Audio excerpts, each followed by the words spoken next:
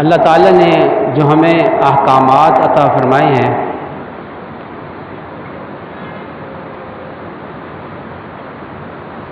ان میں ایک حکم وہ بیت اللہ کا حج ہے۔ حج کے معنی لغوی طور پر حج کے معنی ہوتے ہیں کسی معزز مکرم جگہ کی طرف ارادہ کر کے چلنا۔ اس لیے جو لوگ حرم شریف کی حاضری کے لیے بیت اللہ کی حاضری کے لیے روانہ ہوتے ہیں تو وہاں کے جو شرطیں ہیں ہر آنے والے کو حاجی کہتے ہیں۔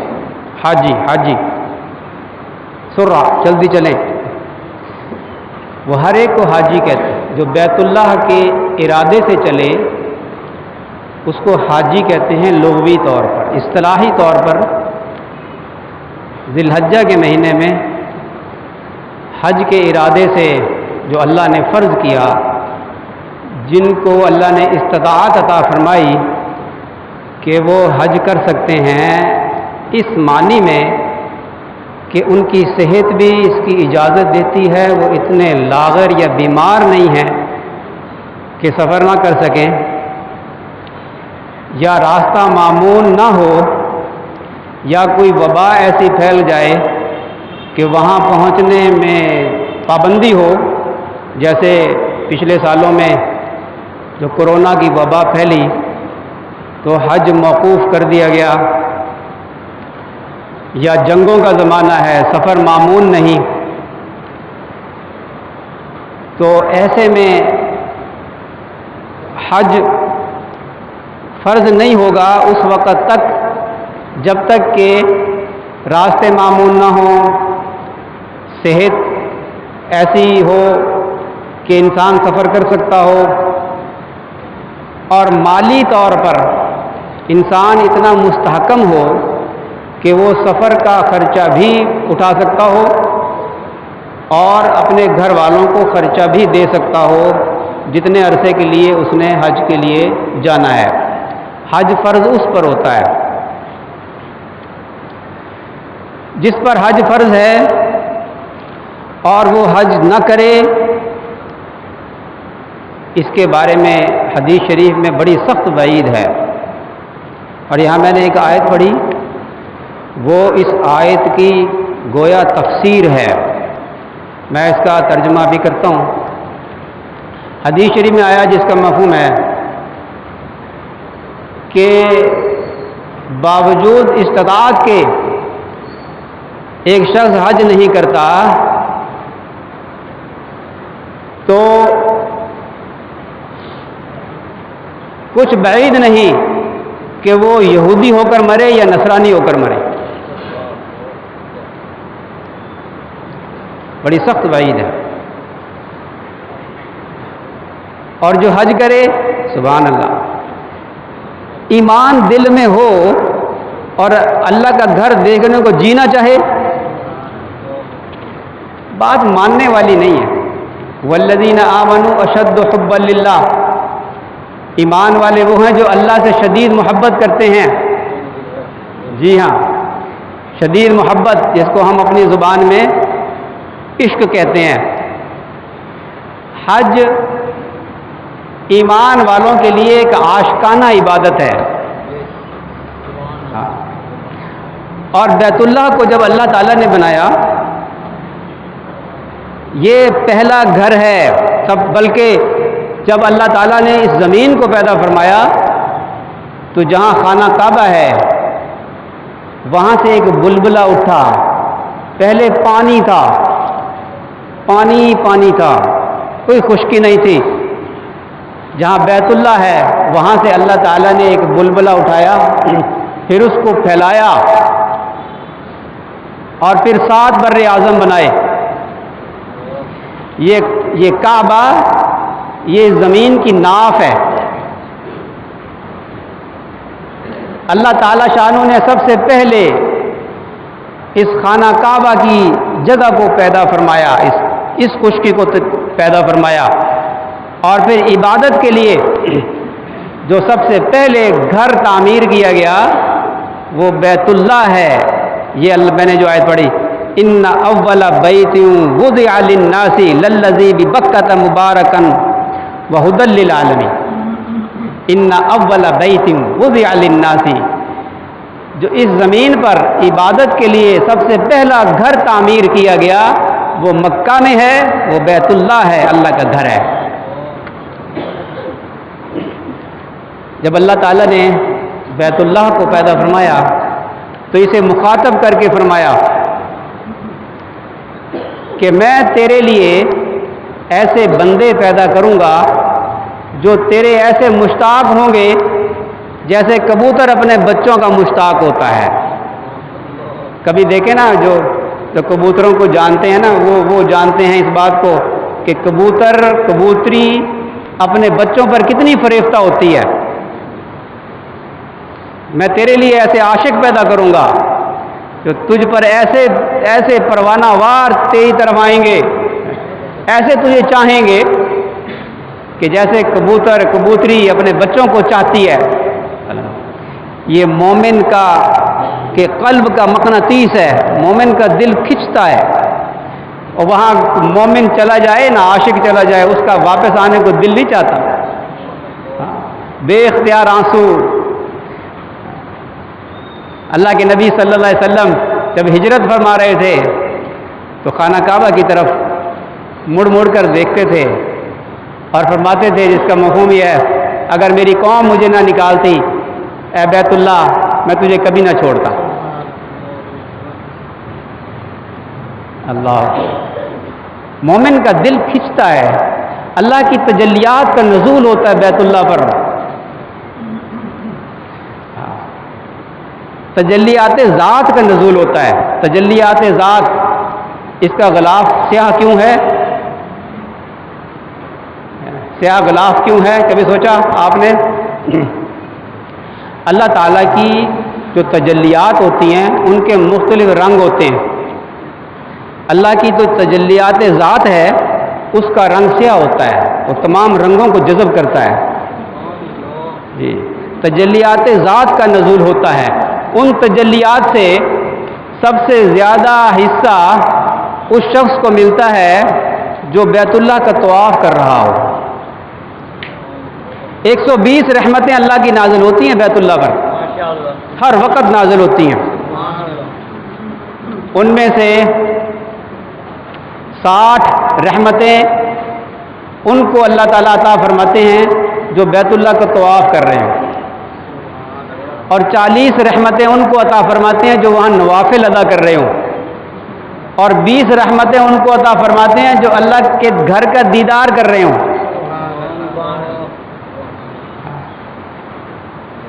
یہ وہ عبادت ہے جو کہیں اور کسی کو نصیب نہیں ہو سکتی. 3 عبادتیں جو اس وقت مستحضر ہیں میرے سامنے، وہ ایسی ہیں کہ صرف دیدار کرنے سے ان کا صرف دیدار کرنے سے اللہ تعالیٰ شانہ اس کے لیے اجر لکھتا رہتا ہے. ایک بیت اللہ جو اس پر 120 رحمتیں نازل ہو رہی ہیں، 20 رحمتیں اس کو نصیب ہوتی ہیں جو اللہ کے گھر کا دیدار کر رہا ہو، اور جو اپنے ماں باپ کو محبت کی نظر سے دیکھے مقبول حج اور عمرے کا ثواب اللہ عطا فرمائے. جو اللہ کے کلام کو، اللہ کا کلام عظیم الشان، اور انسان تو پڑھ قرآن تیرا رب کرے گا تیرا اکرام. قرآن پڑھنا نہ آتا ہو یا پڑھ نہ رہا ہو لیکن صرف دیدار کر رہا ہو اللہ کے کلام کا، اس کو بھی اجر ملتا رہتا. سبحان اللہ، سبحان اللہ. جو اللہ کے گھر کی حاضری کا شوق ہی نہیں رکھتا، اللہ، وہ اپنے ایمان کو ذرا، یہ ایمان کا تھرمامیٹر ہے، وہ ذرا اوور ہالنگ کروائے اپنی. بڑی سخت وعید ہے کہ جو حج کی طاقت رکھتا ہو اور پھر حج کو نہ جائے، وہ یہودی ہو کے مرے یا نصرانی ہو کے مرے، ہمیں کوئی پرواہ نہیں. توبہ توبہ.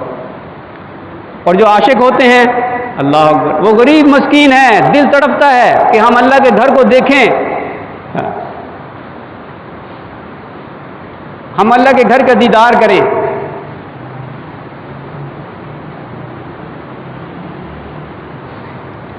اجازت ہو تو میں بھی آ کر حاضر ہو جاؤں، سنا ہے کل تیرے در پر ہجوم عاشقاں ہوگا. وہ تو صبح روز اشعار پڑھ رہے ہوتے ہیں، وہ اللہ کے گھر کے لیے ان کا دل تڑپ رہا ہوتا ہے. میری پھوپھی مرحومہ اللہ تعالیٰ ان کی مغفرت فرمائے، حج فرض نہیں تھا، پیسے جمع کرتی رہتی تھی، تھوڑے تھوڑے کر کے پیسے جمع کرتی رہی. وہ حج ہر سال بڑھتا ہی رہا، اس کی وہ خرچہ بڑھتا ہی رہا. وہ پیسے جمع کرتی، جب حج کے دن آتے تو پیسے تھوڑے پڑ جاتے اور حج کا خرچہ بڑھ جاتا. کتنے سال سے پیسے جمع کرتی رہی. میں نے ایک دن پھوپھی سے کہا کہ پھوپھی کیا اللہ کا گھر دیکھے بغیر مرنے کا ارادہ ہے؟ میں نے نا تھوڑا سا چھیڑا. میں نے کہا کیا آپ نے حج لگائی ہوئی ہے، آپ جتنے پیسے ہیں میرے ساتھ عمرے پہ چلیں میرے ساتھ. زندگی کا کوئی پتہ ہے؟ اتنے پیسے ہو گئے، اللہ کا گھر تو دیکھ لیں. اور وہاں پہلی نظر میں دعا مانگی جائے اللہ قبول فرماتا ہے. وہاں جا کر اللہ سے مانگنا پہلی نظر میں، اللہ قبول کرے گا. کیا بولتے، ایک ہی دفعہ جانا ہے، اللہ بلائے بار بار. وہ ہم نہیں جا سکتے، وہ لے جانے والا تو لے جا سکتا ہے. ہم اللہ سے مانگتے ہی نہیں ہیں، ہمیں مانگنا آتا ہی نہیں ہے.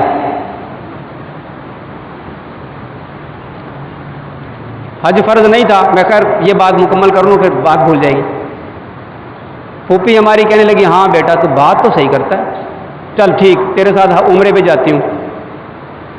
میرے ساتھ عمرے پہ گئی. وہاں جا کر ایئرپورٹ پہ بیگ تبدیل ہو گیا، ایک جیسا بیگ تھا. مجھے کہنے لگی یہ میرا بیگ ہے بیٹا، یہ اٹھا لے. وہ جلدی میں یہاں سے نام لکھنا بھول گئے تھے.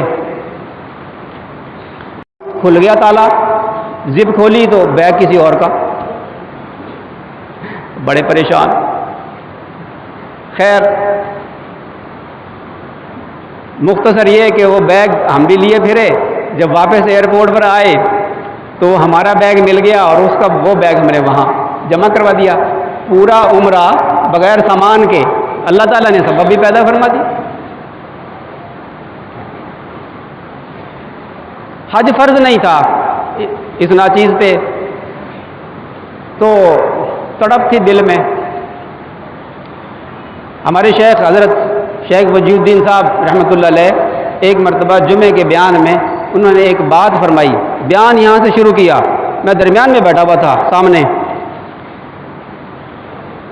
انہوں نے ایک جملہ فرمایا کہ بڑا محروم ہے وہ شخص جو اللہ کا گھر دیکھے بغیر مر جائے.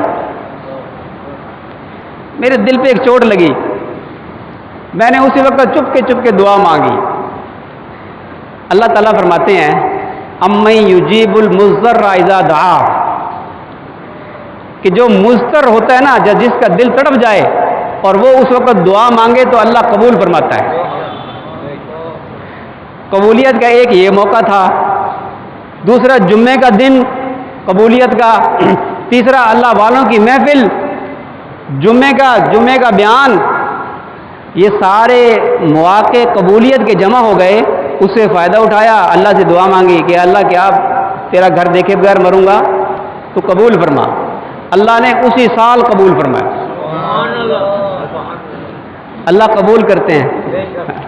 مانگے تو صحیح نا، اگر آپ تڑپ کے مانگے پھر قبول نہ کرے اللہ خود فرماتے ہیں نا مانگو مجھ سے میں قبول کرتا ہوں. وہاں جا کر پھر دعا مانگی. پہلی نظر میں دعا مانگی اے اللہ اگلے سال پھر توفیق عطا فرما. اللہ نے قبول فرمائی. واپس آیا، ایک صاحب آئے کہنے لگے یہ میری اہلیاں ہیں نا، ان کے ماں باپ فوت ہو گئے ہیں، یہ چاہتی ہیں کہ ان کے ماں باپ کی طرف سے آپ حج بدل کرنے کے لیے جائیں.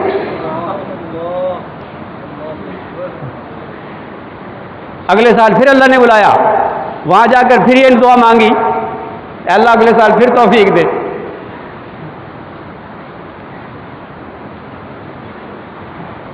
اللہ نے پھر توفیق عطا فرمائی. مانگے تو صحیح نا اللہ سے.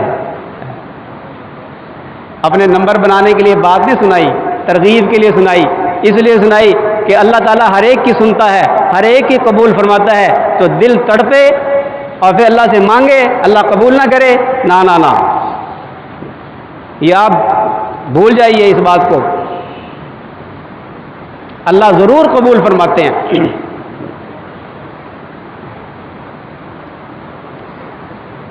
جو تڑپنے والے ہیں نا, ذرا ادھر متوجہ رہے. یہ آپ کے پاس آ رہے ہیں کپڑا لے کے, آپ اس میں بس چپ کر کے ڈالتے جائیں مسجد کے لیے, اور بات ذرا کان ادھر لگائیں. وہ ایک تھا بڑا عاشق جی گجرانوالا کا, پیسے جمع نہیں ہو رہے تھے, دل تڑپتا تھا حج کرنے کو, بیت اللہ کو دیکھنے کو. پیسے جمع کیے تو کراچی تک جا سکا, اور جا کر وہاں وہ اپنا پورٹ پہ نا, وہ سمندری جہاز چلا کرتے تھے اس وقت, بندرگاہ پر, وہاں چلا گیا.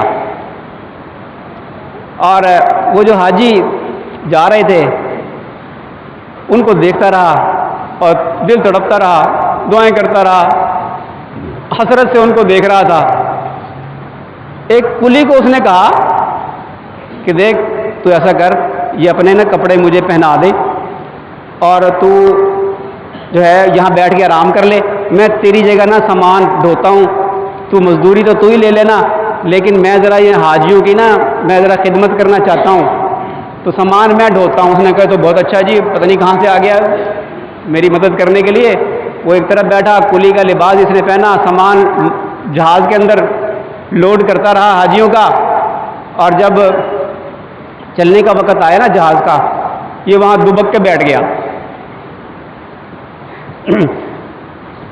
جہاز روانہ ہو گیا اور یہ وہاں اندر ادھر ادھر بس چھپتا رہا.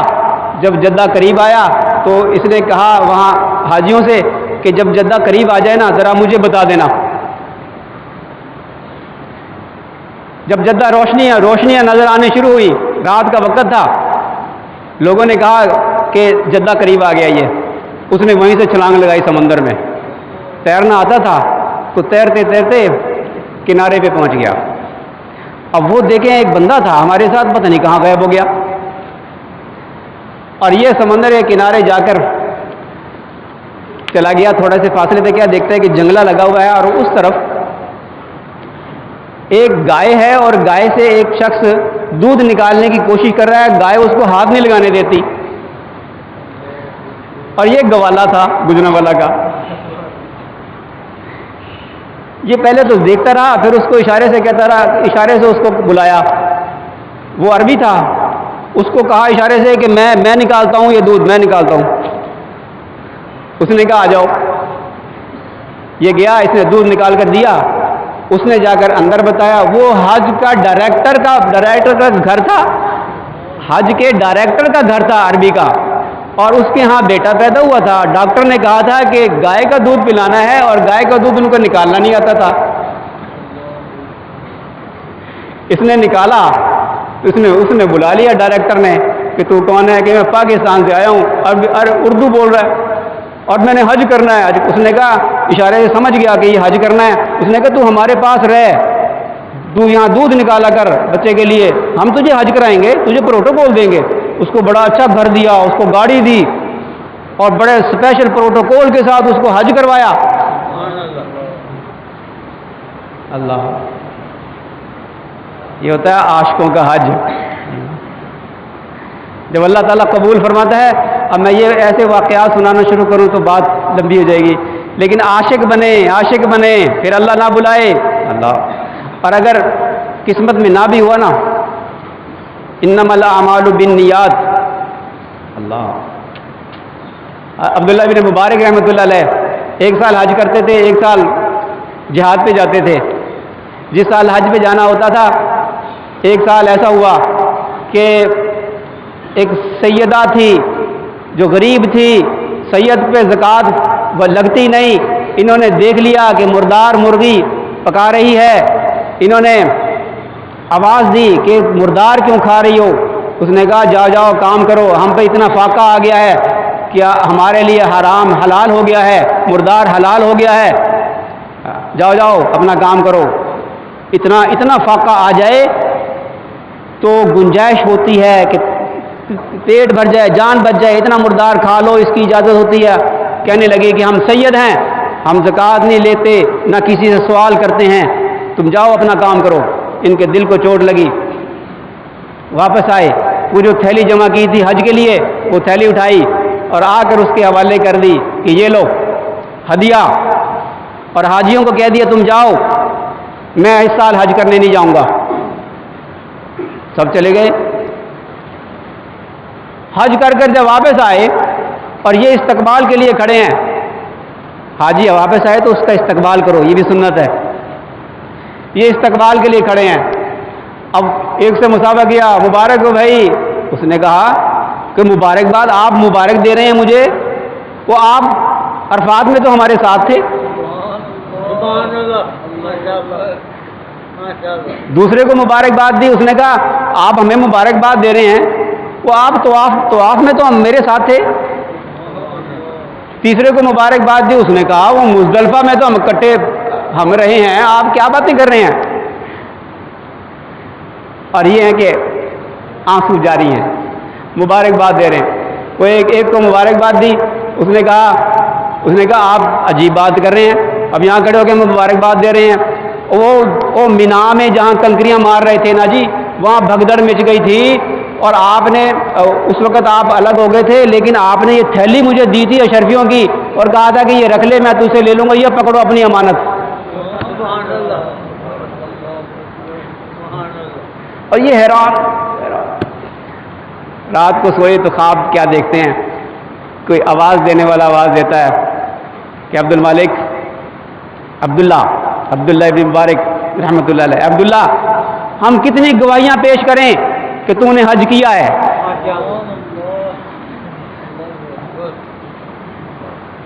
اور جہاں مجھے یاد پڑتی بات کہ نبی کریم صلی اللہ علیہ وسلم کی زیارت ہوئی، آپ نے فرمایا کہ تو نے میرے خاندان کے میری اولاد میں سے ایک خاندان کی تو نے مدد کی اور حج اپنا چھوڑ دیا، تو اللہ تعالی شانہ نے ایک فرشتہ مقرر کیا کہ جس نے تمہاری شکل بنا کر حج کیا۔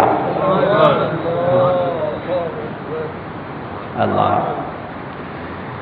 حج کے عنوان کو میں کتنا بیان کروں، ابھی تو ان آیات کا میں نے ترجمہ بھی کرنا، حضرت ابراہیم علیہ السلام کا ذرا قصہ بھی سنانا، وہ جو عاشق اعظم تھے، اللہ کے عاشق تھے، یعنی جنہوں نے اللہ کا گھر کی تعمیر کی، اس میں ذکر ہے اس گھر کی طرف، اور حضرت ابراہیم علیہ السلام کو فرمایا جب تعمیر کر لی نا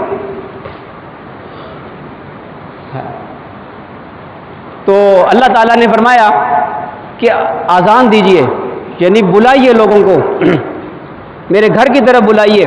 یہ حکم دیا اللہ نے، کیا حکم دیا؟ وَأَذِّن فِي النَّاسِ بِالْحَجِّ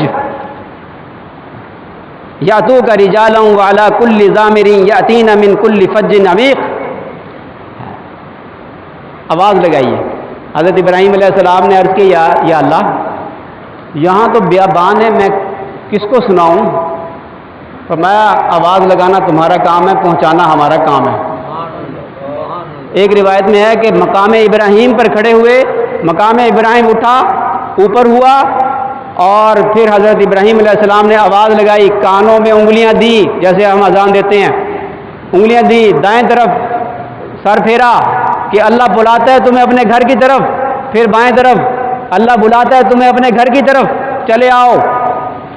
اللہ نے معجزہ عطا فرمایا کہ مشرق و مغرب، شمال جنوب، ہر طرف حضرت ابراہیم علیہ السلام کی آواز پہنچا دی۔ اور ایک روایت سے پتہ چلتا ہے کہ جبل ابی قبیس یہ بالکل ساتھ پہاڑ ہے، اب وہاں فصیل بنا دی انہوں نے، محلات بنا دیے، بالکل کاٹ کر اس کو بالکل تھوڑی سی نشانی رہ گئی۔ بیت اللہ میں جو پتھر لگا ہے وہ بھی جبل ابی قبیس سے لیا گیا ہے۔ उस पर चढ़कर हज़रत इब्राहीम अलैहिस्सलाम ने आवाज़ लगाई। अल्लाह ताला शानू ने तमाम चार दांगे आलम में हज़रत इब्राहीम अलैहिस्सलाम की आवाज़ पहुँचाई, यहाँ तक कि आलम अरबा में आवाज़ पहुँचाई। और जिन रूहों ने वो आवाज़ सुनी और सुनकर लब्बैक अल्लाहुम्मा लब्बैक कहा, जितनी बार उन्होंने लब्बैक कहा, अल्लाह ने उतनी बार उनको अपने घर में हाज़िरी की इजाज़त अता फरमाई।